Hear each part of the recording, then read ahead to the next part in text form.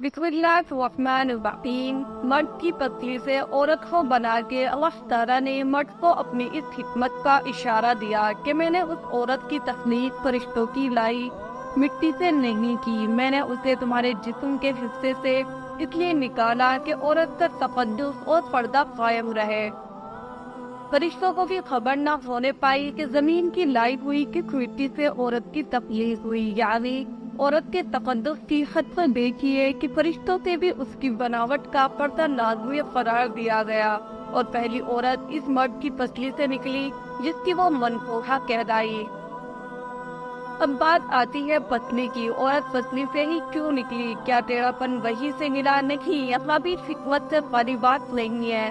انسانی جسم میں دل اور بہت سے نازک حصے پسلی کے پیچھے چھپے ہوئے ہیں، یعنی پسلی ایک جال ہے ان نازک حصے کے لیے۔ تو اللہ پاک نے عورت کو پسلی سے نکال کے یہ نہیں بتایا کہ عورت میں، بلکہ عورت کو پسلی کی تخلیق کر کے یہ بات سمجھا دی کہ عورت میں پہ ڈھال بھی بن سکتی ہے۔ حضور پاک صلی اللہ علیہ وسلم صحابہ کی محفل میں جلوہ فرما تھے کہ ایک شخص حاضر ہوا اور عرض کرنے لگا، یا رسول اللہ صلی اللہ علیہ وسلم، کوئی ایسا مومن بھی ہے جو جہنم میں رہے گا؟ حضور پاک صلی اللہ علیہ وسلم نے فرمانے لگے، ہاں، ایک شخص ایسا ہوگا جو جہنم کی گہرائی میں 1000 سال رہے گا اور مسلسل اونچی آواز میں پکارتا رہے گا، یا حنان یا منان۔ ایک دن اس قدر اونچی بلند آواز سے حنان یا منان کہے گا کہ حضرت جبرائیل علیہ السلام جہنم کے قریب سے گزرتے ہوئے اسے سن لیں گے۔ حضرت جبرائیل علیہ السلام حیران ہوں گے، یہ کیسی عجیب بات ہے، کوئی مسلسل یا حنان یا منان پکار رہا ہے۔ حضرت جبرائیل علیہ السلام عرش کے سامنے حاضر ہوں گے اور پھر سجدے میں رکھ کر خدا کی تسبیح بیان کریں گے۔ اللہ فرمائے گا، اے جبرائیل علیہ السلام سر اٹھاؤ۔ جیسے ہی حضرت جبرائیل علیہ السلام سر اٹھائیں گے تو اللہ فرمائے گا کہ بتاؤ جبرائیل علیہ السلام کیا عجیب دیکھا؟ آج تم نے حضرت جبرائیل علیہ السلام عرض کریں گے، اے ہمارے رب، میں نے جہنم سے آتی ہوئی ایک آواز سنی ہے جو کہ گہرے گڑھے سے لگ رہی تھی، کوئی پکار رہا تھا، یا حنان یا منان۔ اللہ فرمائے گا، اے جبرائیل علیہ السلام جہنم کے دوسرا مالک کے پاس جاؤ اور اسے کہو کہ جو بندہ یا حنان یا منان کے صدا لگا رہا ہے اسے جہنم سے نکال کر تمہارے حوالے کر دے، پھر اسے میرے پاس لے آؤ۔ حضرت جبرائیل علیہ السلام جہنم کے دروازے پر تشریف لے جائیں گے، دروازے پر دستک دیں گے، مالک باہر آئیں گے۔ حضرت جبرائیل علیہ السلام انہیں اللہ پاک کا حکم سنائیں گے، حکم کو کر مالک جہنم کے اندر جائیں گے۔ حضرت محمد صلی اللہ علیہ وسلم نے فرمایا، جیسے ماں اپنے بچے کو پہچانتی ہے، مالک ایسے جہنم کو پہچانتے ہیں، اس کے باوجود آپ یا حنان یا منان کہنے والے شخص کو تلاش نہیں کر پائیں گے، باہر تشریف لائیں گے۔ حضرت جبرائیل علیہ السلام سے عرض کریں گے، اے جبرائیل، جہنم نے گہرا سانس لیا ہے، اس لیے کون سی چیز پتھر ہے، کون سی چیز لوہا ہے اور کون انسان ہے، اس کی پہچان نہیں ہو رہی۔ حضرت جبرائیل علیہ السلام پھر اللہ کے بارگاہ میں سجدہ کریں گے۔ اللہ پاک ارشاد فرمائے گا، اے جبرائیل علیہ السلام سر اٹھاؤ، یا حنان یا منان کہنے والوں کو کیوں نہیں لائے؟ جبرائیل علیہ السلام عرض کریں گے، مولا دوسرا جہنم مالک نے بھی معذرت کر لی ہے، کہتے ہیں جہنم نے گہری سانس لی ہے، اس وجہ سے پتھر، لوہے اور انسان کے درمیان کوئی فرق نہیں بچا ہے، تو یہ سب جل کر کوئلہ بن چکے ہیں، کس چیز کی پہچان نہیں ہو پا رہی۔ اللہ فرمائے گا، جبرائیل مالک سے کہو میرا بندہ جہنم کے فنا گڑھے میں، فنا کونے میں اس حالت میں پڑا ہوا ہے۔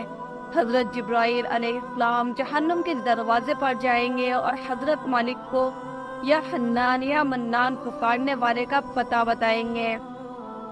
حضرت مالک جہنم کے اندر جائیں گے اور دیکھیں گے ایک شخص ہے، اس کے پاؤں اس کی پیشانی کے ساتھ اور اس کے ہاتھ گردن کے ساتھ بندھے ہوئے ہیں، اور جہنم کے سانپ بچھو اس کے ساتھ لیٹے ہوئے ہیں۔ حضرت مالک توڑ دیں گے اور جہنم سے نکال کر حضرت جبرائیل علیہ السلام کے حوالے کر دیں گے۔ حضرت جبرائیل علیہ السلام اسے عرش الہی کے سامنے لے کر حاضر ہوں گے، پھر سجدے میں رکھیں گے۔ اللہ پاک فرمائے گا جبرائیل علیہ السلام سر اٹھاؤ۔ جبرائیل علیہ السلام سر اٹھائیں گے۔ اب اللہ پاک اس وقت فرمائے گا، اے بندے، کیا میں نے تیری بہترین تخلیق نہیں کی تھی؟ کیا میں نے تیری طرف رسول نہیں بھیجے تھے؟ کیا میرے رسولوں نے تمہیں میری کتاب نہیں سنائی تھی؟ کیا میرے رسولوں نے تمہیں نیکی کا حکم نہیں دیا تھا؟ کیا تجھے برائی سے منہ نہیں کیا تھا؟ وہ بندہ ساری باتوں کو مانے گا، اقرار کرے گا، یا اللہ تو نے میری بہت اعلیٰ تخلیق فرمائی، تیرے رسول بھی تشریف لائے اور انہوں نے تیرے احکام بھی سنائے۔ اللہ پاک فرمائے گا فلاں فلاں تم نے کیوں کیا؟ وہ عرض کرے گا، یا اللہ میں نے اپنی جان پر ظلم کیا، جس کی سزا میں مجھے جہنم میں ڈال دیا گیا۔ اے اللہ اس کے باوجود میری امیدیں نہیں ٹوٹی، مجھے تیری رحمت سے امید تھی، میں یا حنان یا منان پکارتا رہا، مولا تو نے مجھے اپنے فضل اللہ مجھ پر رحم فرما۔ اللہ پاک فرمائے گا، اے فرشتوں گواہ ہو جاؤ، میں نے اس پر رحم کیا اور اسے معاف کر دیا۔ ناظرین آئیے اپنا اپنا محاسبہ کرتے ہیں، کیا ہم میں کوئی ایسا ہے کہ جو کہہ سکے میں نے اپنے ایمان کا حساب کر سکتا ہوں؟ اپنے اپنے گریبانوں میں نظر ڈالے، کوئی ایسی خوبی جس پر ہمیں یقین ہو کہ ہمیں دوزخ میں نہیں ڈالا جائے گا۔ ہزاروں سال کی عبادتیں بھی رد ہوتی دیکھی گئی ہیں، تو بس اللہ سے دعا کرتے رہو۔ ہم جانتے ہیں کہ اگر ہمارے ایمان کا وقت حساب لیا گیا تو یقیناً ہم نہیں بچ پائیں گے، ہم بہت گناہ گار ہیں، لیکن اے اللہ پاک ہم تیری رحمت کا سوال کرتے ہیں، ہم سے حساب اپنی عدل و انصاف پر نہ لینا۔ رحمت کا سوال کرتے ہیں، ہم سے حساب اپنی عدل و انصاف پر نہ لینا، بلکہ ہم پر اپنی رحمت اور عطا کا سایہ رکھنا۔ اے اللہ پاک ہماری دعاؤں کو قبول فرما، آمین۔ قیامت کے دن جب ایمان کا حساب کتاب ہو رہا ہوگا، پر کچھ لوگ ایسے ہوں گے جن کو اللہ تعالیٰ بغیر حساب کے جہنم میں بھیج دے گا۔ صحابہ اکرام رضوان اللہ علیہم اجمعین نے عرض کی، یا رسول اللہ صلی اللہ علیہ وسلم وہ کون سے لوگ ہوں گے؟ نبی کریم صلی اللہ علیہ وسلم نے فرمایا، ظالم حکمران، وہ تاجر جو جھوٹ بولتا ہو، وہ برا شخص جو زنا کرتا ہو۔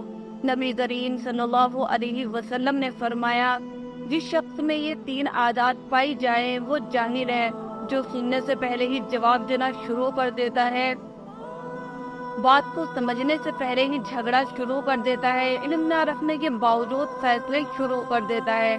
اللہ پاک ہم سب کو نیک عمل کرنے کی توفیق عطا فرمائے، آمین۔